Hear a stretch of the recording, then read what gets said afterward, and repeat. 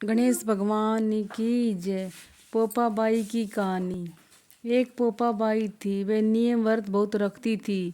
एक दिन अपने भाई भाभी से बोली, मैं शादी नहीं करूंगी, मेरी झोपड़ी गांव के बाहर बनवा दो।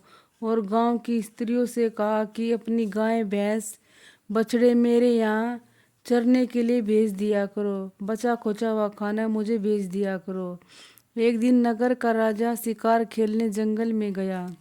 जंगल में झोपड़ी देखकर वहीं रुक गया और बोला कि झोपड़ी में कौन रहता है। जब अंदर से कोई आवाज़ नहीं सुनाई दी तो वह बारंबार दरवाज़ा खटखटाने लगा। तो पोपाबाई उठी और बोली कि कौन है जो मेरे द्वार पर आवाज़ दे रहा है।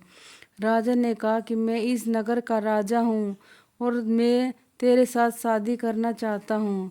तो पोपाबाई ने कहा कि जहाँ से आए हो वहीं चले जाओ, मैं पराये पुरुष का मुंह नहीं देखती। राजा जबरदस्ती पोपाबाई को उठाकर ले जाने लगा। रास्ते में पोपाबाई ने राजा को शाप दिया कि उसका सारा राजपाट नष्ट हो जाए। जब वह नगर में पहुंचा तो रानियां कहने लगी कि आप इसको वापस इसकी झोपड़ी में छोड़ आओ।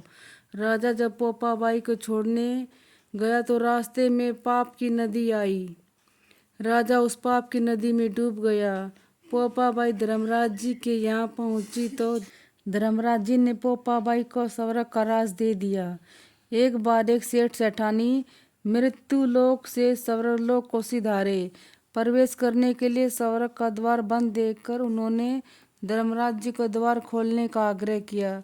तब धर्मराज जी ने कहा, इस द्वार का राज पोपाबाई के पास है। तब सेठ सेठानी ने कहा कि हम पोपाबाई को नहीं जानते। तब धर्मराज जी ने कहा कि 7 दिन मृत्युलोक में जाकर 8 खोपरा में राई भरकर 5 कपड़ा ऊपर रखकर कहानी सुनकर उद्यापन करे और कहे कि राज पोपाबाई का लेखा लेगी राई राई का। बोलो पोपाबाई की जय।